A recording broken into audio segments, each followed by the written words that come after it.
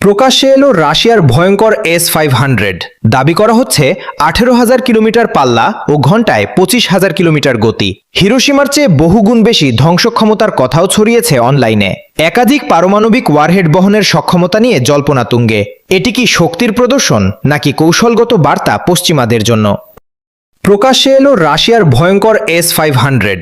দাবি করা হচ্ছে 18,000 কিলোমিটার পাল্লা ও ঘন্টায় 25,000 কিলোমিটার গতি। হিরোশিমার চেয়ে বহুগুণ বেশি ধ্বংসক্ষমতার কথাও ছড়িয়েছে অনলাইনে।